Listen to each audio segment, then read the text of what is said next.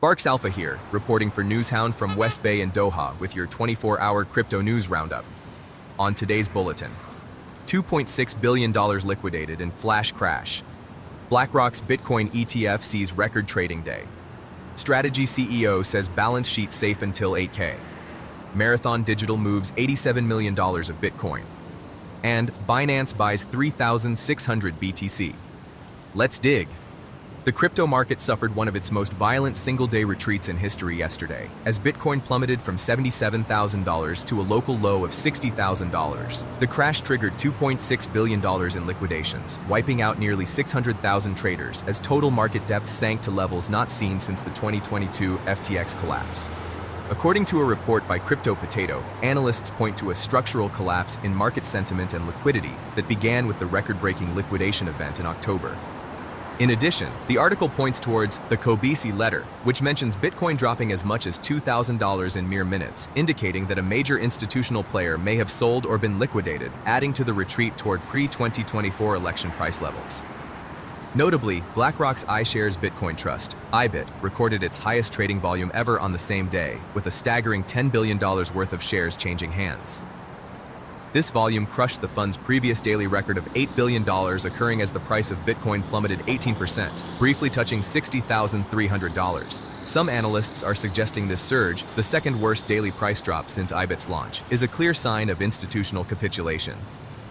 However, despite the massive liquidations, local markets in regions like Australia showed more resilience, with some spot ETFs reporting no net outflows as some investors seem happy to sit through the volatility. One such person would be Strategy CEO Phong Le, who, in a Q4 earnings call held during the market downturn, reassured investors that the company's Bitcoin-heavy balance sheet is built to survive extreme volatility. Lee stated that Bitcoin would need to plunge to $8,000 and remain there for 5 to 6 years before the firm would face a critical threat to servicing its debt. Despite reporting a $12.6 billion net loss for the quarter due to unrealized losses, Executive Chairman Michael Saylor dismissed concerns over the current crash and added that the potential quantum computing threats hitting the headlines are horrible FUD. Saylor went on to emphasize that the firm is responsibly collateralized and structured to withstand multi-year cycles, even announcing a new Bitcoin security program to coordinate global defenses for the network. And it seems the worst may not be quite over yet, as reports are coming in that major Bitcoin miner Marathon Digital, aka Mara, has transferred 1,318 BTC, valued at approximately $86.9 million, to various trading desks and custody addresses within a 10-hour window.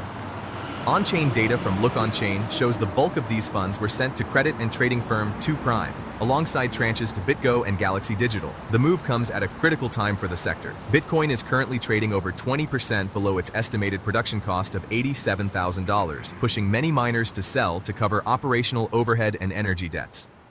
While Mara continues to hold over 52,000 BTC, its stock plummeted 18% on Thursday to a new 52-week low, mirroring a broader industry-wide issue of miner profitability.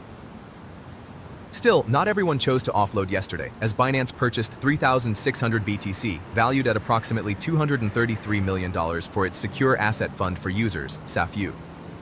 This latest acquisition brings the emergency fund's total Bitcoin holdings to 6,230 BTC, roughly $404 million, highlighting a clear strategy of accumulation as prices search for stability following the week's massive sell-offs. On-chain data shows the funds were transferred directly from a Binance hot wallet to the designated SAFU address, strengthening the exchange's insurance reserve against extreme scenarios.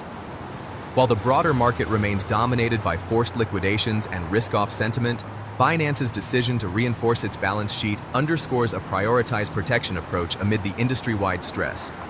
That's it for today, dogs. Remember to share with the pack, keep your noses to the ground, and your ears pricked so you never miss a beat. Reporting for Newshound. This is Barks Alpha. Yes, I do.